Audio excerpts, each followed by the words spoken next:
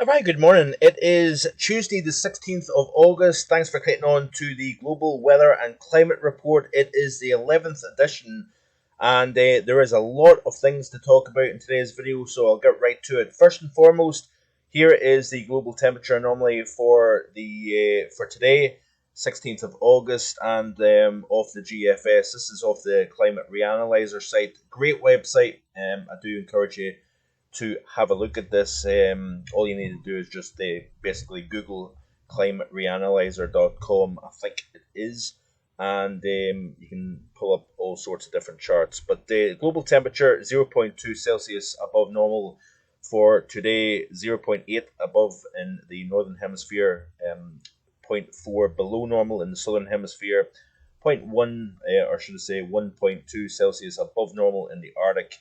The Antarctic balancing things out at minus 3.4, tropics 0.1 Celsius above normal here. So still plenty of heat, plenty of drought conditions across many parts of Europe. In fact, we are going to start to see things changing across the UK over the next several days. It is a miserable morning here in Lark Hall.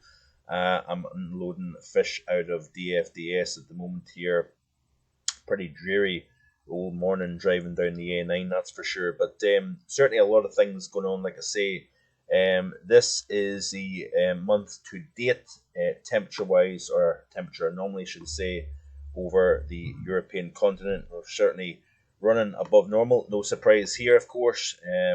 Marginally below normal, interesting enough, southwest corner of Spain and a good part of Portugal, which is quite interesting. And a lot of that is to do with low pressure that has been almost kind of trapped underneath a pretty permanent, semi-permanent ridge of high pressure, an extension of the Azores Ridge extending across Ireland and the UK, making for what will probably be one of the sunniest, at least first halves of August on record, I think, here. But it's going to be interesting the next couple of weeks as we go through the second half of August. Exactly what we see, of course, with all the warm weather stacked up across the northern portions of the hemisphere at the moment. We have warmed significantly the North Pacific and the North Atlantic here, boiling away, and it's going to be interesting to see how the atmosphere responds with seasonal shifts as we go into the month of September, October, November.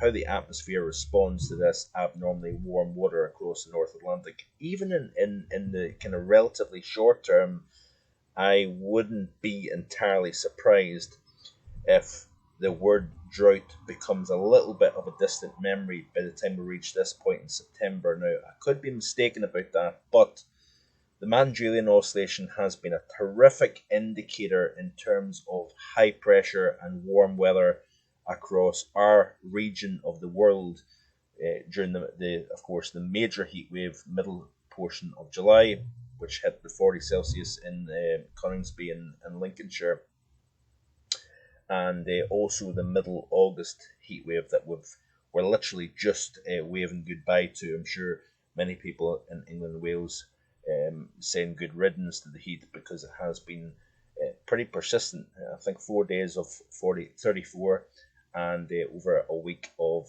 30 plus Celsius.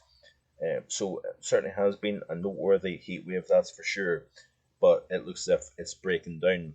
And the reason why it's breaking down, folks, is that we have the Madden-Julian oscillation now sitting in a position where we are looking at the more in the way of large-scale upward motion, so rising air, which tends to enhance or encourage lower pressure underneath.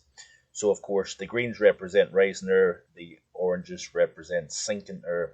And during the middle portion of July, and also in the run-up to the heat wave that we're just seeing end now, we've seen these widespread, light to dark oranges representing large-scale sinking, which tends to encourage high pressure. Also, of course, with very dry conditions, tends to encourage hot conditions as well. And that has been the mainstay of this summer overall.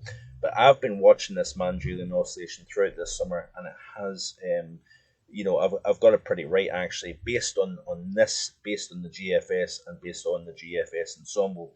Now, the question is, where do we go from here? So we are starting to see the end to consecutive days without any measurable rainfall. Odium in Hampshire has been, of course, I think the main place in the UK where it has went the longest without seeing rain. I think that will end if it hasn't already done so, and it's going to be, of course, like I said in the recent video, that it's not a case that it just rains and everything's back to normal. We know that is not the case. It is going to take time. But what I would say is that if you look at the bigger picture, that, by the way, is just a remarkable satellite image, isn't it? I tweeted this or retweeted this actually several days ago, and it's just, basically France and a good swathe of England on satellite imagery anyway. Looks like a desert, doesn't it? Absolutely incredible stuff. I will say this much, folks. We have seen drought before in Europe. We have seen exceptional heat. August, at least the first 2 weeks of August, has been quite similar in a sense to 2003, when, of course, the UK set a record, France set a record, Portugal set a record for the hottest days on record. And, we've been here in the past. And what I will say, and the message that I'm trying to put out to you in today's video, is that I think we are going to see this changing around. Nothing stays the same forever. And what I believe is going to happen is we are going to start to see changes taking place in the global drivers, i.e. the La Nina is going to eventually start to wane. We are going to continue to see the solar cycle 25 ascend out of its solar minimum towards the solar maximum, and with very, very warm waters over the North Atlantic as well as the North Pacific, I believe that we're going to start to flick a switch and we go from dry to wet across western portions of Europe. So, watch this space, whether it be this autumn, winter. I think we are going to start to see a turnaround to weather than normal conditions across the UK and across Europe, as well as other parts of the world that has seen, a few years now where it's been drier than normal. The last 12 months has been very dry across, particularly the southeast of the UK. But we have seen this happen before, and I believe that there is going to be a flip in the pattern. And that very warm water over the North Atlantic, with the potential for the Madden-Julian oscillation, which I'll show you now, may start to see those increase in greens. Now, we have got a build-up, notice here, the large scale sinking over North America, over the Atlantic. But watch as we go towards the final week of August. Look at how much we start to see the upward motion showing up. This, to me, represents increased low pressure and essentially increased rainfall across the British Isles as well as Europe overall.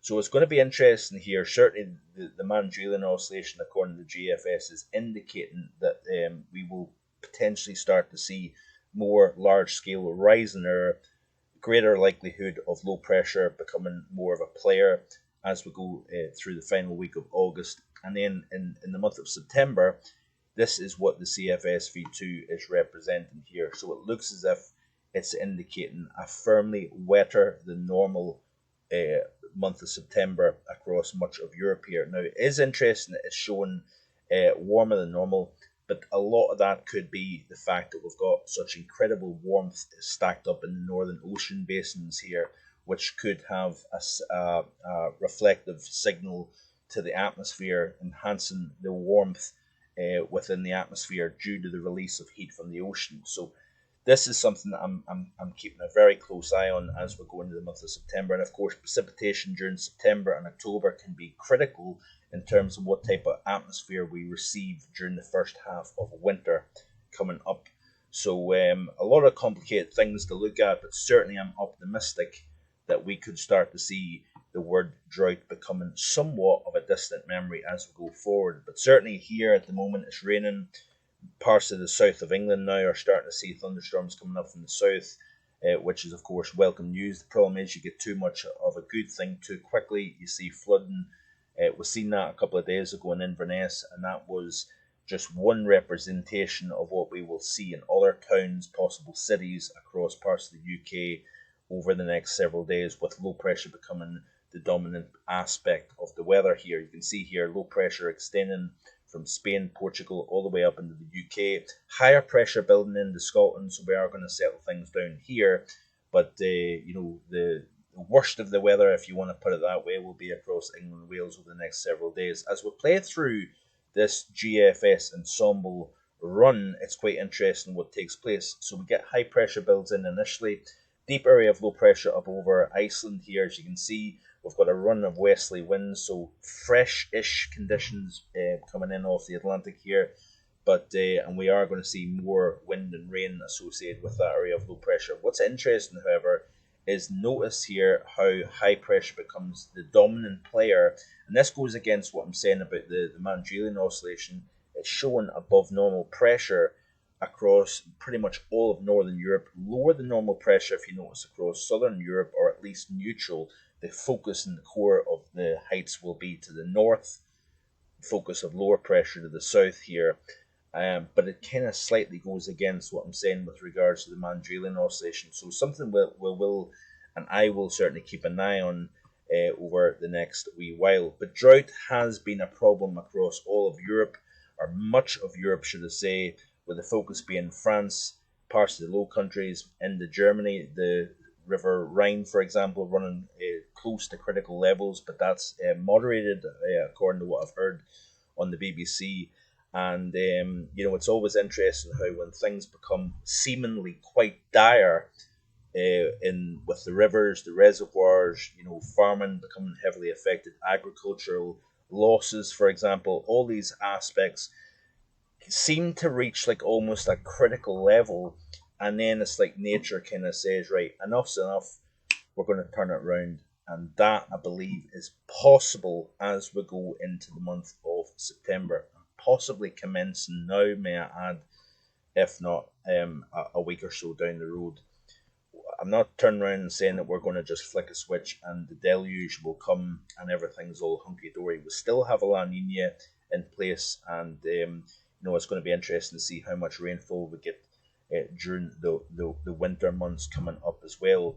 But these are aspects that I'm looking at, I will continue to look at, and I will certainly try my best to keep you informed as best I can. So I'm kind of doing my research as well as speaking to you. I do appreciate the amount of views has been incredible in these videos. This is typically the quietest time of the year, may I add, and when I'm seeing 7,000 views on a single video in a 24-hour period, it's amazing stuff.